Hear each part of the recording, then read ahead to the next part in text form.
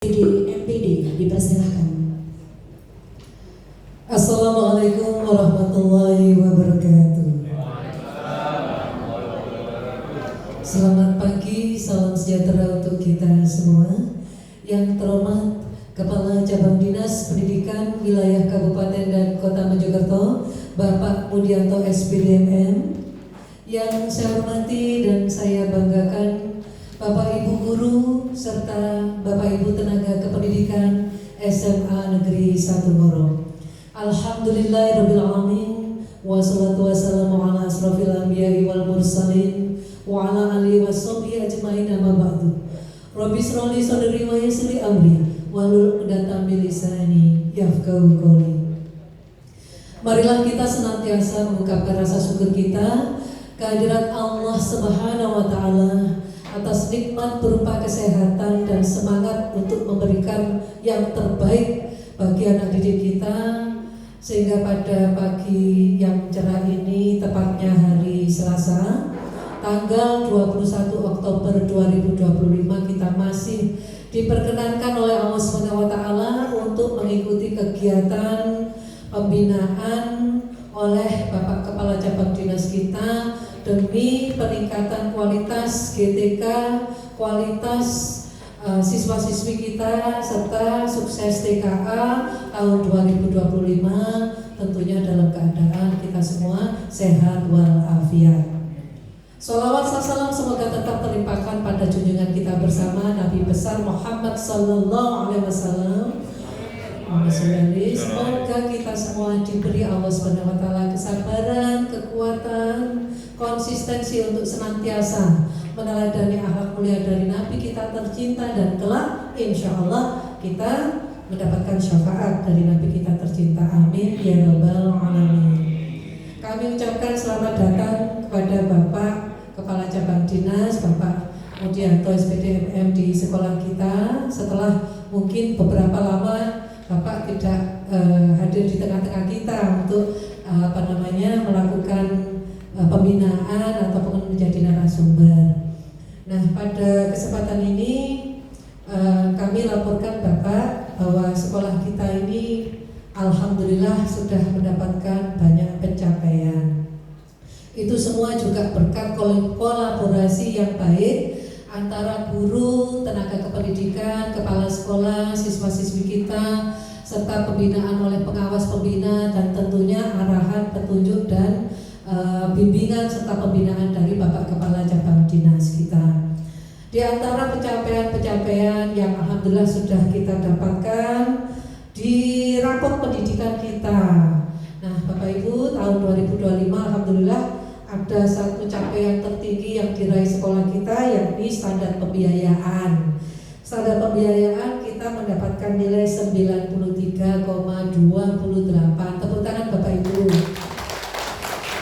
Ini merupakan keberlanjutan dari pengelolaan pembiayaan di tahun 2024. Alhamdulillah sekolah kita ini di 2024 mendapatkan BOS kinerja. Namun di 2025 kita tidak dapat BOS kinerja, tidak apa-apa, tetapi gantinya nilai atau capaian pembiayaan kita tertinggi. Tidak hanya itu, alhamdulillah di tahun 2025 sekolah kita pun alhamdulillah sudah mendapatkan bantuan dari pemerintah berupa revitalisasi sarana dan prasarana. Ada 19 kelas yang mendapatkan bantuan untuk direhab. Kemudian juga 2 laboratorium kita, yakni lab biologi dan fisika. Kemudian juga ada toilet yang juga mendapatkan bantuan dari pemerintah berupa rehabilitasi dan pembangunan. Itu semua tentu merupakan upaya kerja keras sekolah dan tentu juga dibantu oleh Bapak Kepala Cabang Dinas kita. Tepuk tangan Bapak Ibu untuk Bapak Kepala Cabang Dinas kita yang senantiasa berkenan untuk mendampingi kita untuk memperoleh bantuan-bantuan dari pemerintah. Dan alhamdulillah Bapak, untuk pelaksanaan revitalisasi kita sudah hampir 60% sejak dilaksanakan pertama kali pada bulan Agustus kemarin. Mudah-mudahan sesuai dengan target yang diberikan oleh pemerintah bahwa pada bulan Desember kita sudah selesai melaksanakan semua revitalisasi sarpras di SMA Negeri 1 Ngoro yang kita cintai. Tidak hanya itu, di tahun 2024 kami laporkan ada kurang lebih 30 siswa yang diterima di perguruan tinggi negeri dari jalur SNBP, 40 siswa dari jalur SNBT Bapak, seleksi nasional berbasis tulis, dan dari mandiri itu ada 15 anak. Jadi ada pencapaian yang 3 kali lipat dari 2024 Bapak. 2024 itu yang SNBP hanya 8, sekarang sudah 30, jadi kurang lebih 300% kenaikannya di tahun 2025. Harapannya nanti ada kenaikan yang pesat lagi untuk siswa-siswi kami yang melanjutkan ke perguruan tinggi. Bagi yang belum melanjutkan ke perguruan tinggi atau berwirausaha ataupun bekerja, kami juga mengikuti program pemerintah yakni double track. Nah, dari sekolah kami itu kita mengikuti 3 double track. Yang pertama tata boga, yang kedua tata rias, dan yang ketiga digital Bapak. Nah, dari 3 itu yang berjalan efektif dan sampai berprestasi ini adalah tata boga dan tata rias. Untuk tata rias alhamdulillah dengan disaksikan oleh Bapak Kajak kemarin di ITS, kami mendapatkan penghargaan peringkat 3 terbaik untuk KUS yang mendapatkan kolaborasi dengan Dudi. Tepuk tangan Bapak Ibu. Jadi baru pertama melaksanakan SMA double track tahun 2025 ini alhamdulillah sudah mendapatkan juara 3 untuk tata riasnya. Semoga yang tata boga dan digital skill kedepannya juga berprestasi. Berikutnya untuk tenaga kependidikan kami ada 55 orang Bapak, terdiri dari pegawai negeri sipil atau ASN, kemudian juga ada P3K dan ada yang GTT. Nah, untuk tenaga kependidikan kurang lebih 15 orang, ASN-nya 2, yang lain ini PTT, dan alhamdulillah PTT serta GTT di SMA Negeri 1 Ngoro semuanya kemarin sudah masuk pada P3K paruh waktu. Tepuk tangan Bapak Ibu. Kita doakan Bapak Ibu guru dan tendik yang sudah menjadi P3K paruh waktu segera menjadi P3K full waktu, full time. Amin ya rabbal alamin. Agar semua guru tendik bisa berkolaborasi bersama kepala sekolah, pengawas, dan juga cabang dinas bisa memajukan kualitas pendidikan di SMA Negeri 1 Ngoro. Mudah-mudahan di tahun 2025 ini TKA kita berhasil, kemudian juga pencapaian akan lebih banyak lagi. Untuk itu mohon berkenan Bapak Kepala Cabang Dinas, Bapak Mudianto SPDMM untuk membuka kegiatan pembinaan guru dan tenaga kependidikan dalam rangka peningkatan kualitas GTK, peningkatan kualitas lulusan SMA Negeri 1 Ngoro dan sukses TKA, dan mohon berkenan Bapak Ibu guru mengikuti kegiatan ini mulai dari awal sampai akhir, bahkan monggo bisa berdialog dalam sesi tanya jawab nanti agar kita semua bisa benar-benar mendapatkan ilmu yang bermanfaat dari Bapak Kepala Cabang Dinas kita dan bisa memastikan anak-anak didik kita mendapatkan layanan pendidikan yang terbaik dan bisa mendapatkan prestasi yang luar biasa. Demikian sambutan dari saya. Ihdinas siratal mustaqim. Billahi taufiq wal hidayah. Wassalamualaikum warahmatullahi wabarakatuh. Selamat siang, salam sejahtera untuk kita semua.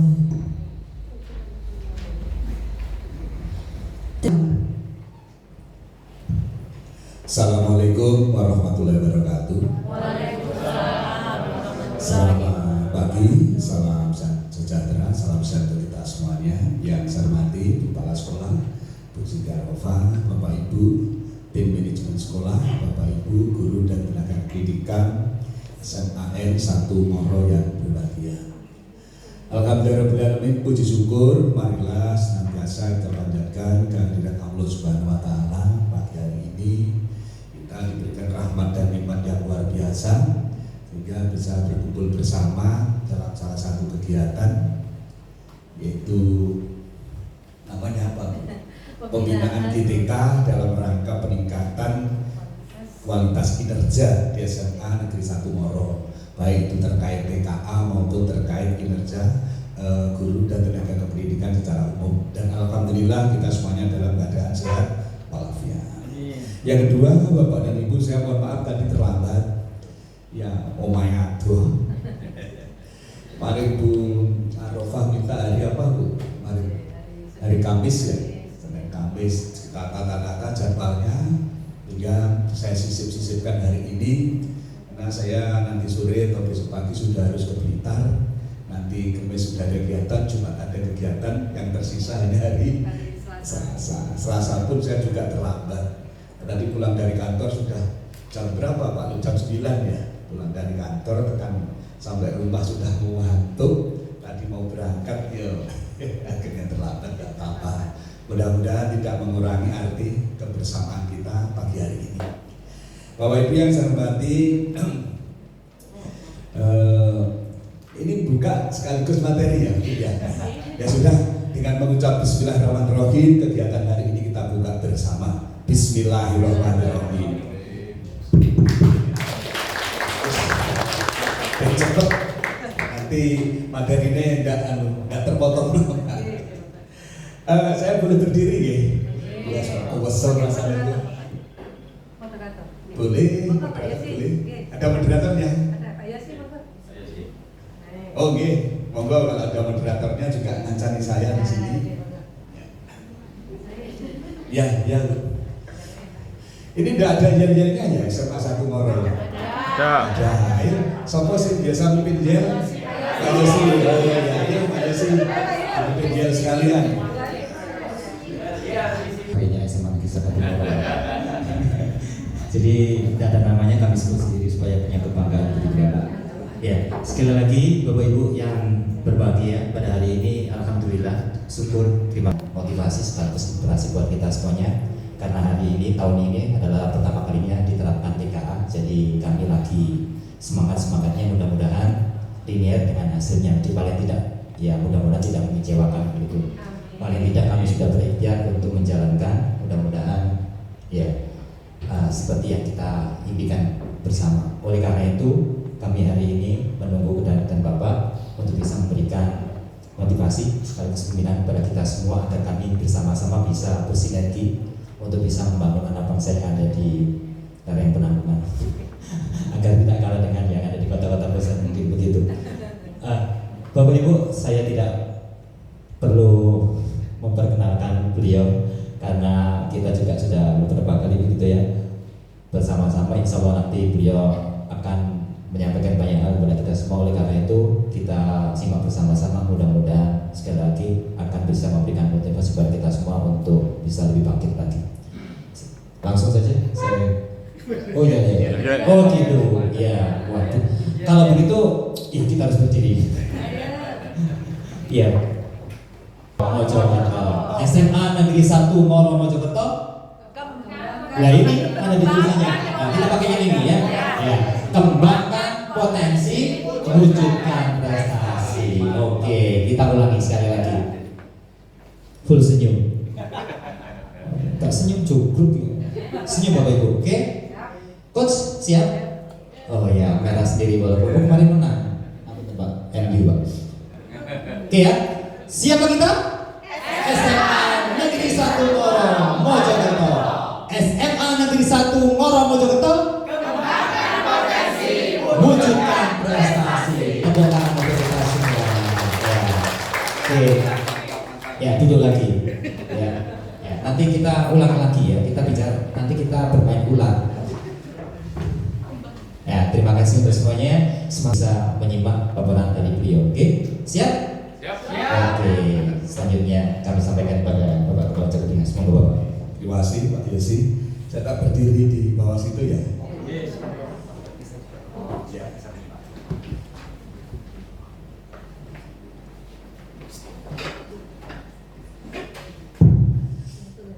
Pak Alwi. Pak Alwi ini pernah merasakan hidup di tanah kelahiran saya. Di Pacitan berapa lama Pak Alwi? 4,5 tahun. 4,5 tahun. Seperti itu ya Pacitan ya. Itu tanah tumpah darah saya. Gak kerasa sama Pacitan Pak Ali. Aduh luar atau gitu. Apa meneh orang kancani. Nggih Bapak dan Ibu, sebetulnya saya kemarin ke Bu Arofah, kemarin sore kan ketemu saya. Bu, saya besok diminta untuk ngomong apa? Ya, monggo lah. Barangkali Pak Acap bisa sharing-sharing apakah itu berupa pengalaman ataukah itu rencana kita ke depan. Ya sudah begitu. Tapi saya kok kalau ngomong saja kan kurang meyakinkan, sehingga saya buat ini catatan-catatan kecil yang nanti bisa untuk dilihat oleh Bapak Ibu semuanya.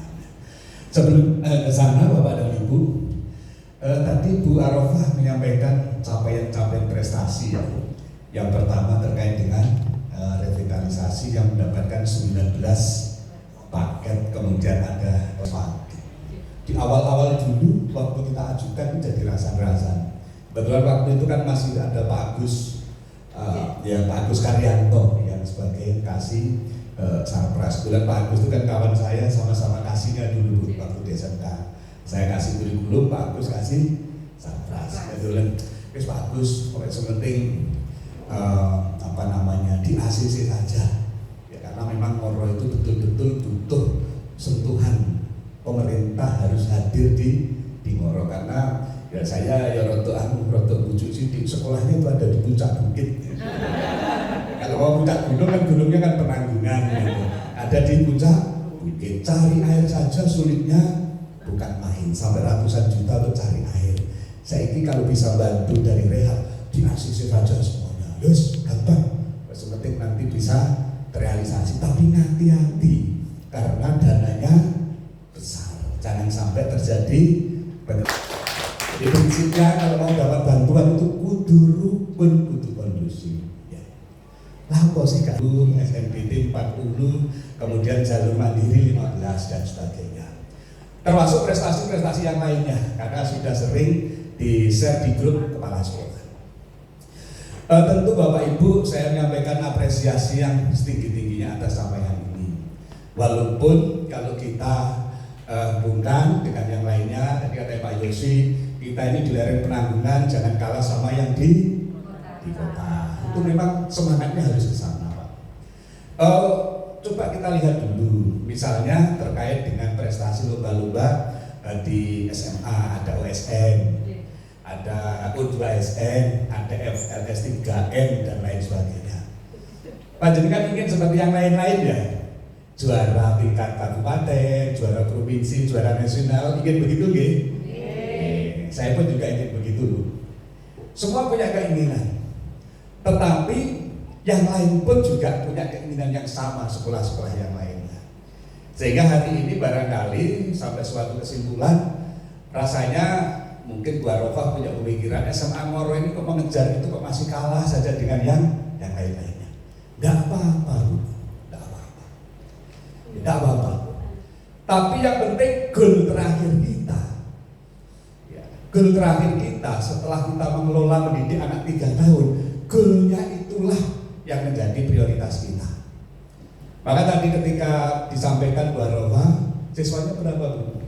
924. Yang kelas 12 kemarin 318 yang terlaporkan terdata dari 318 itu kan SNBP 30, SNBP 40, 70, jalur mandiri 1585. Pertanyaannya 318 dikurangi 85 itu kemana? Itu kan putra panjenengan selama 3 tahun kemana?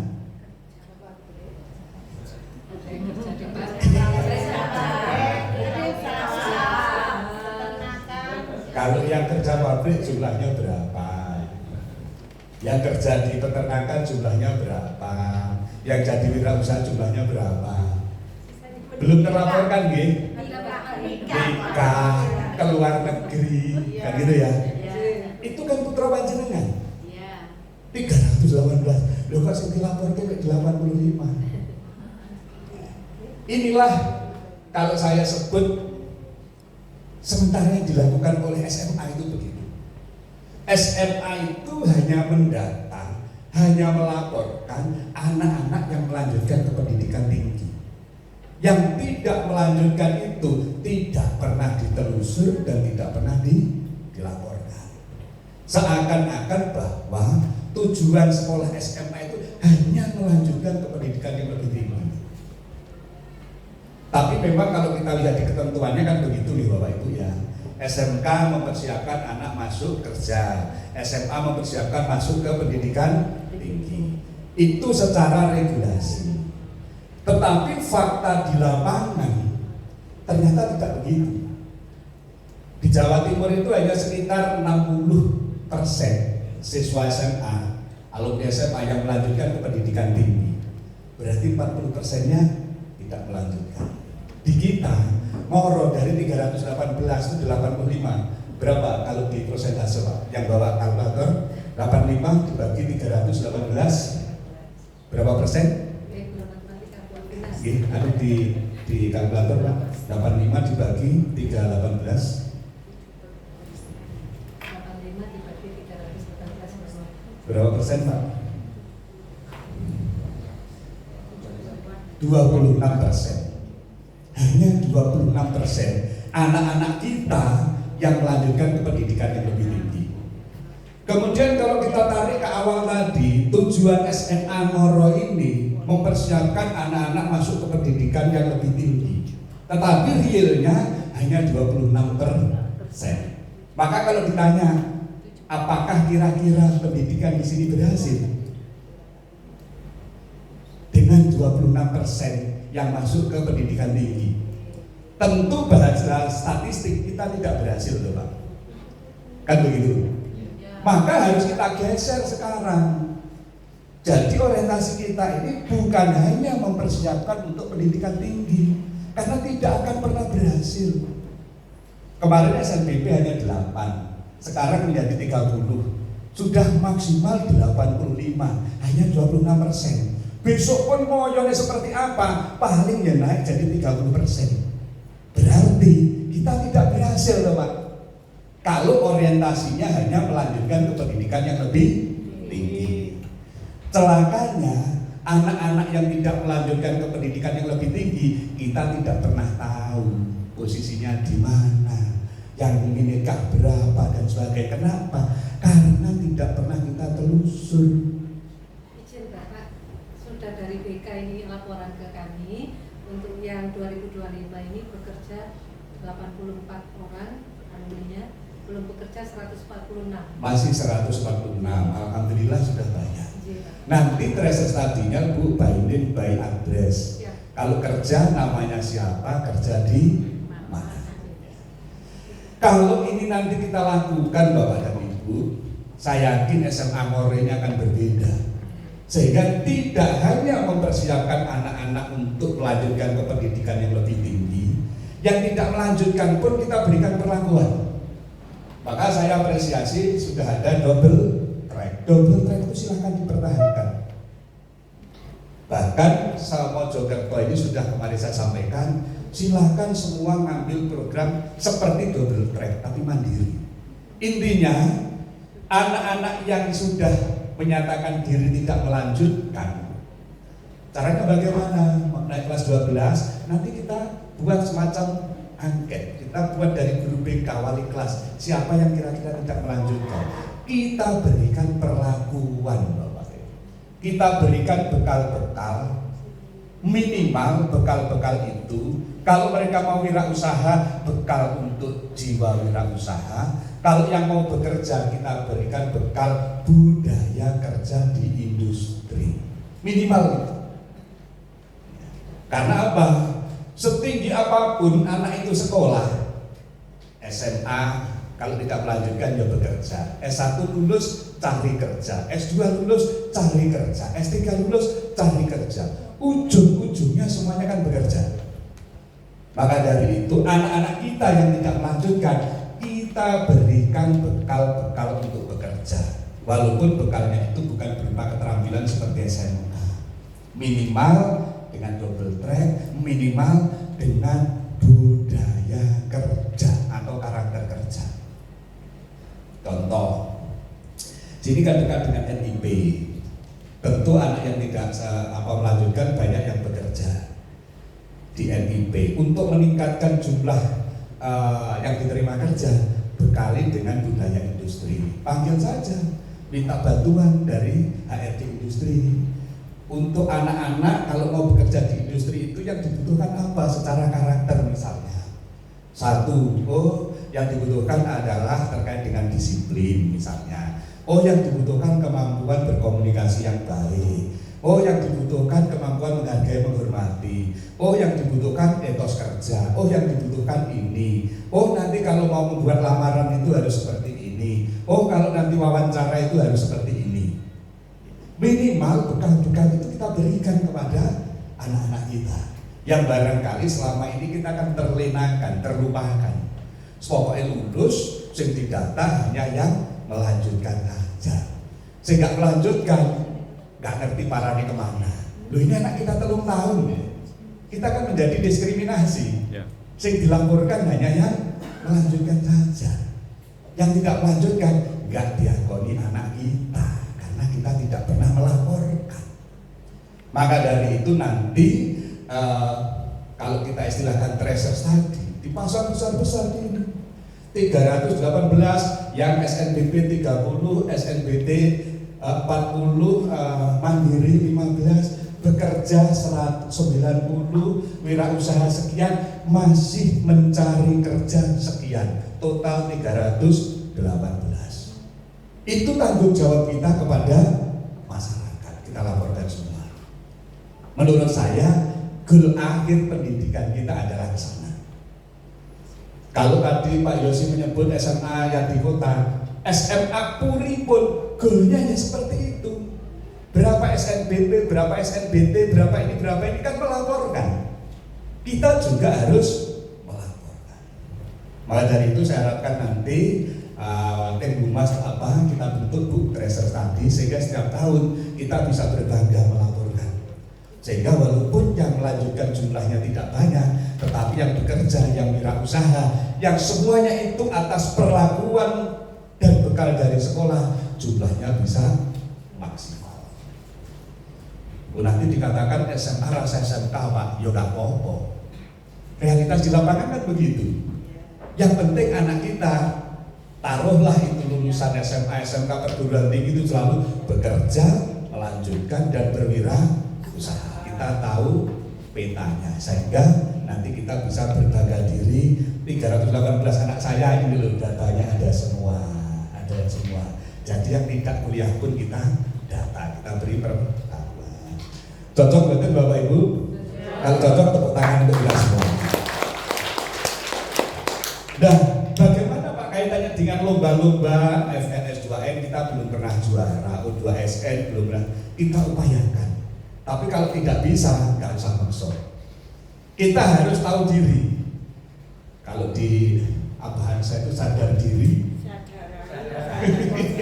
sadar raih, sadar posisi. Kita harus sadar itu, gitu kan? Harus sadar diri, sadar raih, sadar emosi. Raih itu kak ya. Aku yang menyadari seperti itu, grade saya kalau 1 sampai 10 berapa ya? Sadar diri, sadar raih tadi. Kita harus sadar Pak. Kalau kita maksa untuk OSN,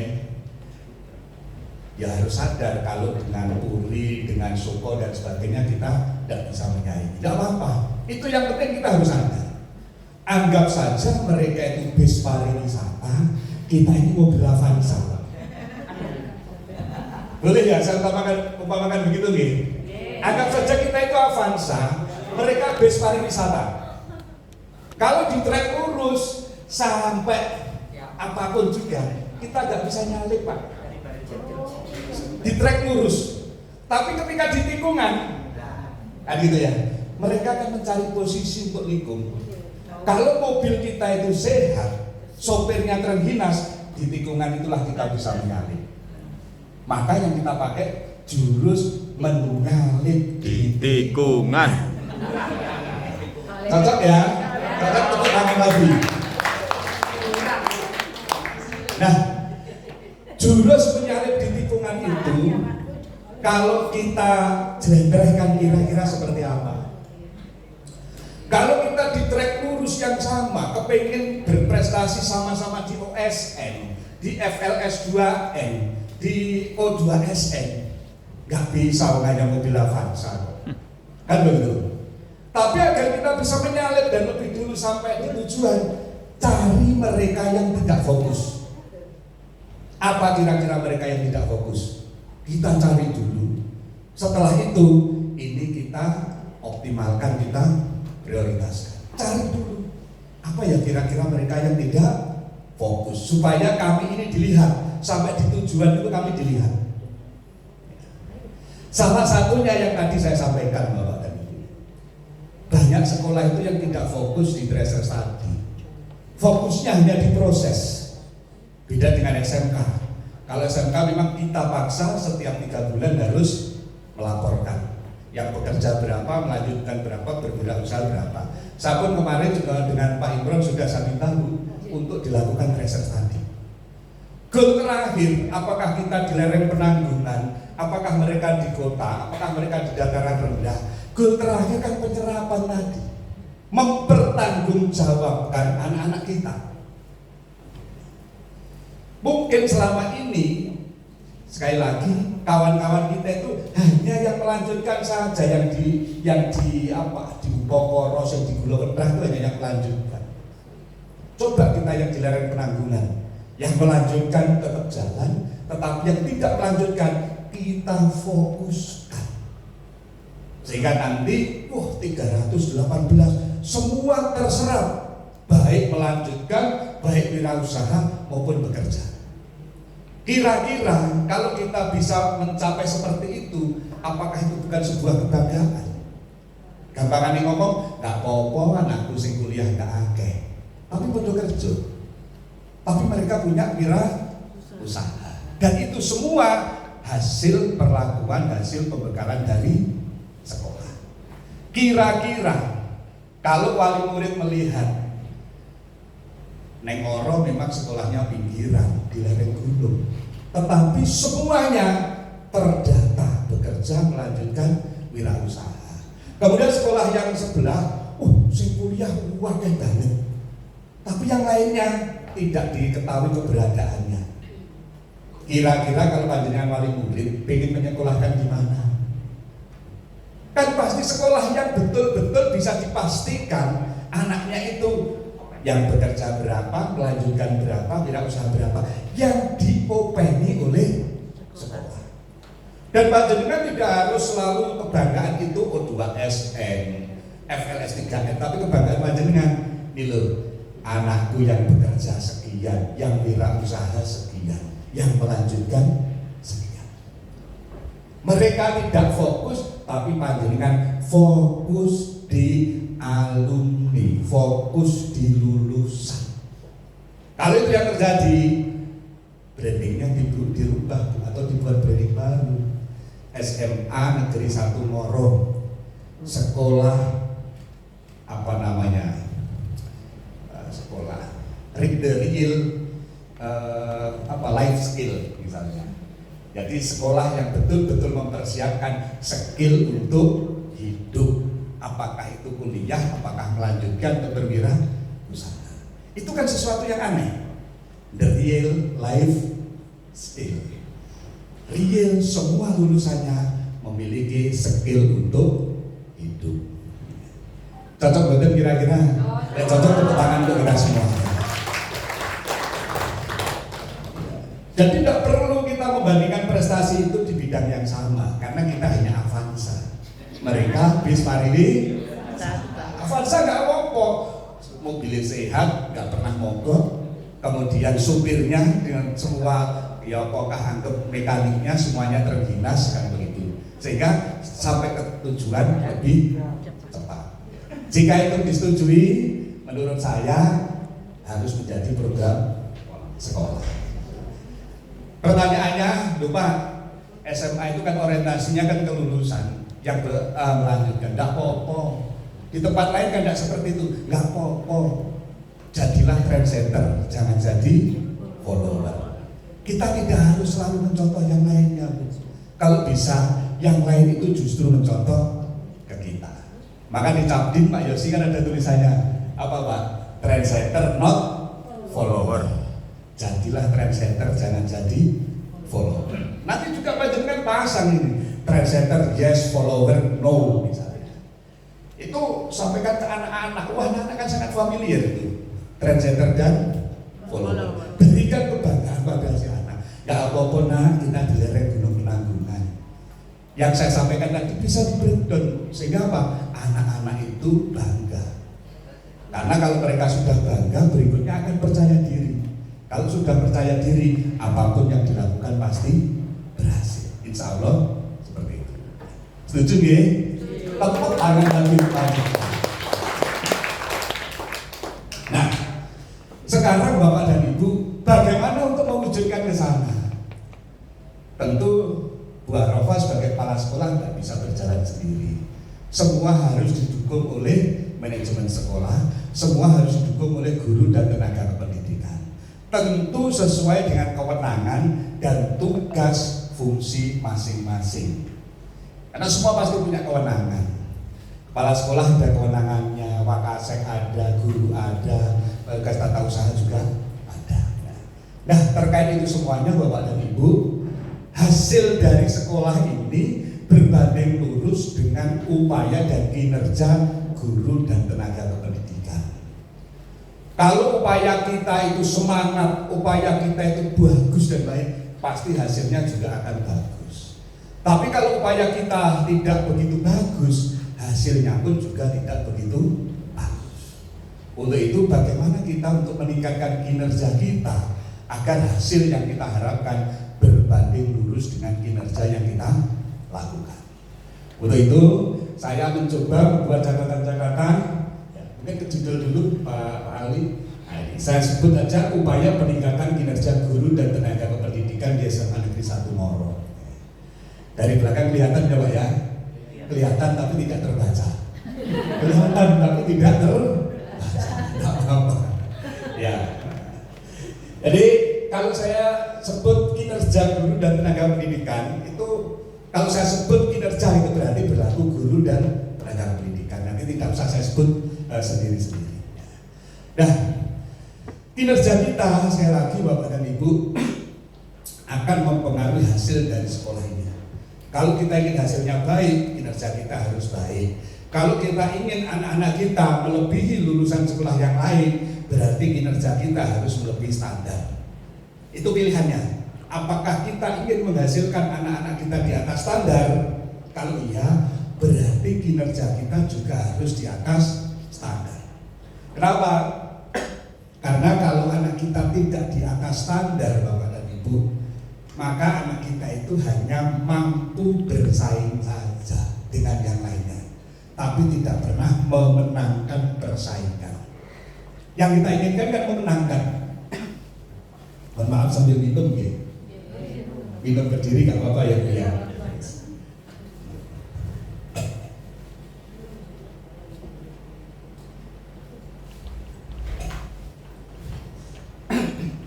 Baik, Pak Ali ke slide berikutnya.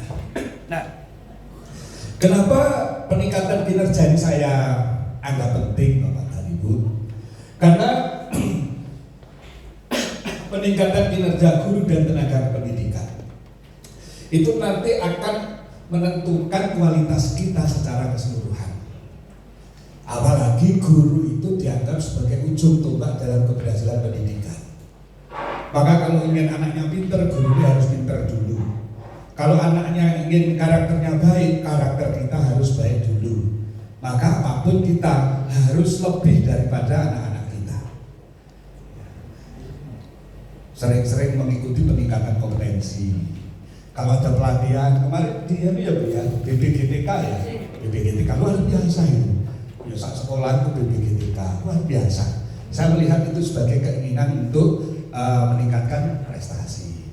Ada pelatihan di mana daftar, pelatihan ke luar negeri daftar. Silahkan kemana-mana daftar. Ini besok tanggal 10 kita ada 2 kepala sekolah yang kita kirim ke Singapura. Ya Bu Arafah nggak daftar sih. Iya, ini kuliah calon dokter. Ya, tepuk tangan untuk Bu Arafah. Ya. Toyo dan Bu Silvi yang kita kirim ke Singapura besok tanggal 10 sampai tanggal 14 ya. Itu dalam rangka peningkatan kompetensi kepala sekolah yang nanti akan terdiseminasikan kepada guru luar negeri.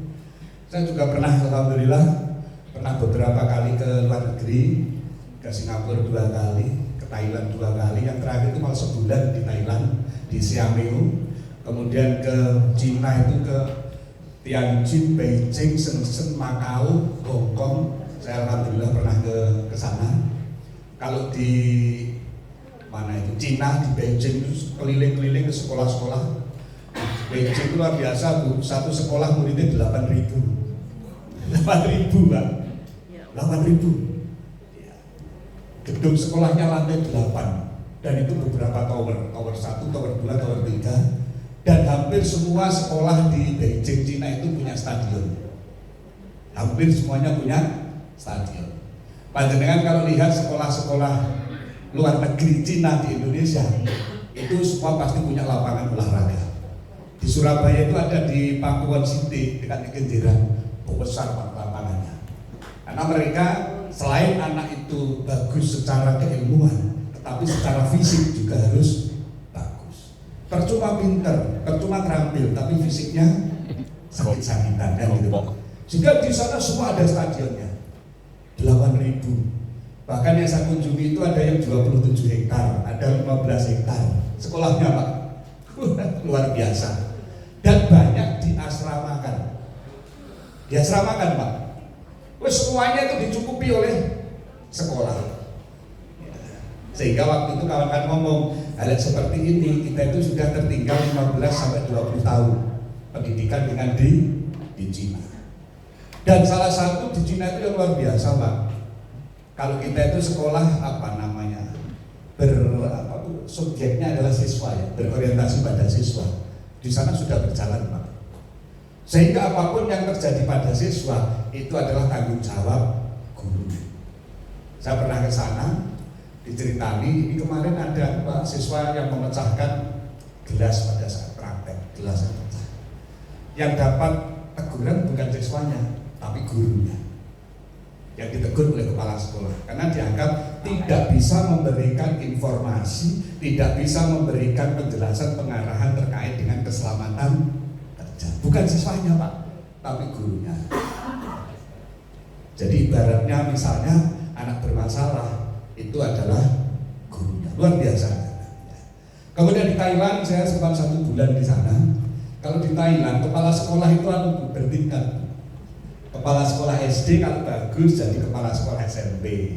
Kalau bagus prestasi jadi kepala sekolah SMA, naik terus. Kemudian pengawas juga begitu. Ya, pengawas itu yang sering saya ceritakan itu. Pengawas itu ya di sekolah mulai pagi sampai siang mendampingi kepala sekolah dan menjadi teman curhat, teman diskusinya kepala sekolah. Dan di sana yang paling berbeda dengan anak-anak kita Bapak dan Ibu. Kalau di Thailand anak-anak itu sangat familiar dengan orang asing di luar dirinya, sangat familiar. Kalau kita, anak-anak kita ada tamu dari dinas pendidikan misalnya, cuek Bapak, cuek. Kemudian kalau ditanya 5 kalimat jawabnya hanya 1 kata, kan gitu. Coba pertanyaannya banyak, enggak Pak, itu kan banyak, iya kan gitu. Nah, betul nggih Pak nggih? Ya. Sing cuek itu bukan anak kita, kadang gurunya ya sok cuek. Gitu nggih, kadang-kadang. Di sana enggak Pak, mereka sangat familiar dengan orang asing. Orang asing. Karena apa? Kalau kita ke Thailand itu utamanya ke daerah-daerah pariwisata. Di sana itu kalau ada 3 orang yang berjalan Pak, 3 orang berjalan, dipastikan yang 2 orang itu orang asing, satunya orang Thailand. Di Thailand itu hanya 70 sekian juta penduduknya, tetapi sehari-hari yang ada di Thailand itu sekitar 200 juta orang. Sehari-harinya, jadi 3 kali lipat. Mereka mau tidak mau harus familiar dengan orang asing, termasuk siswa. Kami juga kaget Pak, ketika kami datang ke sekolah SMP, anak-anak itu ya kayak apa? Dengan kita itu kayak sudah familiar sekali. Jagungan ngomong luar biasa. Oh ibu dari mana cerita. Oh, kita tanya mereka cerita. Dan ternyata itu tidak di satu sekolah. Di semua sekolah yang kami kunjungi seperti itu. Sehingga saya beranggapan bahwa yang membuat mereka unggul adalah kemampuan berkomunikasi, kemampuan beradaptasi. Bahkan guyonannya gitu Pak. Kita melihat anak kan melukis Pak, melukis bagus. Terakhir, kita lihat ibu mau, bapak mau dikasihkan Pak. Kita guyonan, lagi anak Indonesia, misalnya di jalan, enak menengkong aku gambar angel. Kan begitu anak-anak kita. Itu angel aku. Biayanya akeh, bilang-bilang dino, kok dikasihkan? Saya dikasihkan. Dan itu tidak di satu sekolah. Luar biasa. Ini barangkali nanti yang perlu kita kita sampaikan ke anak-anak kita. Ya, itu yang pertama. Yang kedua, negara ASEAN. Anak-anak kita tahu bendera Malaysia seperti apa. Nggak ngerti dong Pak. Vietnam seperti apa. Di sekolah-sekolah Thailand itu dipasang semua bendera negara-negara ASEAN Pak. Indonesia merah putih, ini. Sehingga anak itu familiar. Oh ini bendera Indonesia. Sehingga besok kalau ada orang Indonesia, ini saudara saya. Ada bendera Vietnam. Oh ini Vietnam ini anggota ASEAN. Jadi kalau ada orang Vietnam, ini juga saudara saya. Luar biasa. Saya waktu itu memberlakukan di sekolah saya, ya bisa Pak beli bendera dipasang, tapi maknanya tidak ketemu, hanya sekedar dipasang. Kalau kita tidak bisa seperti itu, barangkali ini perlu kita breakdown. Bagaimana anak memandang bahwa semua orang itu adalah saudara. Dengan cara apa? Kalau di Thailand caranya dimulai dari memaknai, mengenal bendera negara-negara ASEAN. Luar biasa Pak. Jadi saya itu selama 1 bulan itu Pak, narasumbernya dari seluruh negara ASEAN, pakai bahasa Inggris. Saya nggak bisa bahasa Inggris, tapi nggak masalah bukan HP kok.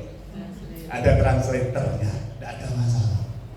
Ya, jadi yang saya tangkap hal-hal seperti itu, yang itu masih jauh dari anak-anak kita, termasuk jauh dari guru-guru kita. Maka kalau kita ingin anak kita itu anak yang fleksibel, anak yang familiar pada siapapun, harus dimulai dari gurunya. Fleksibel, familiar kepada anak-anak kita. Dan nanti menjadi budaya di sekolah ini. Dan memang untuk menjadi budaya itu waktunya butuh waktu lama. Pertama harus dipaksa dulu. Kemudian orang yang dipaksa akan merasa terpaksa, akan menjadi terbiasa. Kalau terbiasa nanti menjadi budaya. Kan seperti itu Pak. Itu menurut saya hal-hal yang perlu kita lakukan dalam kerangka kita mau belajar, kita mau meningkatkan kompetensi untuk anak-anak kita. Sehingga perlu kadang melihat pembelajaran. Tidak apa-apa Bu, studi banding. Oh jangan studi banding lah, studi tiru. Ya, banding ini macam dibanding-banding nih kan, studi tiru. Dan kalau studi tiru, pengalaman saya kepala sekolah, saya tidak pernah studi tiru ke sekolah yang lebih maju. Nanti pulang, saya kan SMK Bu, kalau sekolah SMK. Kalau studi ke sekolah yang lebih maju, pantes ini menang juara, alat-alatnya lengkap. Kan ngomongnya begitu, pantes gedungnya bagus. Akhirnya dia tidak dapat apa-apa. Tapi saya cari sekolah yang lebih kecil, tapi punya prestasi. Sehingga pertanyaannya, sekolah cilik, tapi kok punya prestasi ya? Caranya bagaimana? Oh sekolahnya begini tapi kok bisa begitu, caranya bagaimana? Itulah yang nanti menjadi ATM kita. Amati, tiru, modifikasi. Tentu modifikasinya sesuai dengan situasi dan kondisi sekolah kita masing. Pengalaman saya seperti itu, studi banding tidak ke yang lebih maju, tetapi yang lebih di bawah kita tapi memiliki kelebihan. Insya Allah nanti akan menjadi sesuatu yang karena saya pernah pengalaman Pak, guru saya itu jadi kepala sekolah di SMA Palang Tuban. Ada yang periksa Palang Tuban ya. Di pinggir laut, jadi belakangnya sekolah itu biar ombak. Kemudian di depan di sebelah sekolahnya itu makam. Kemudian di tengah sekolah itu masih ada belumbang. Apa belumbang? Jeblangan gitu ya. Jeblangan Pak. Ada airnya Pak. Dan di situ rumputnya masih banyak. Waktu itu dari SMK 3 Surabaya, sekolahnya di tengah kota, kemudian promosi, namanya Bu Maria, sekarang di SMK 2 Buduran, itu dulu kan guru saya. Kita antar ke sana 2 bis, sampai di lokasi sana, teman-teman itu pulang pada nangis. Di bis nangis. Sakmu ya Bu Maria. Biasanya sekolah tinggal jalan, tinggal naik gojek dan ini itu. Sekarang sekolahnya ada di pinggir laut. Sekolahnya jauh dari keramaian. Sekolahnya masih seperti itu. Yang ada itu sakno. Ujung-ujungnya isi enak-enaknya awake dhewe. Neng Surabaya. Mau datang ke sekolah tinggal gojek, mau ini tinggal ini mau ini. Ngono kok awak dhewe nyambut gawene isi sakarepe dhewe. Ujung-ujungnya begitu. Dan itu ada hasilnya. Guru-gurunya sak enak-enaknya awake dhewe, koncone dhewe keliling kono, sakno dan sebagainya.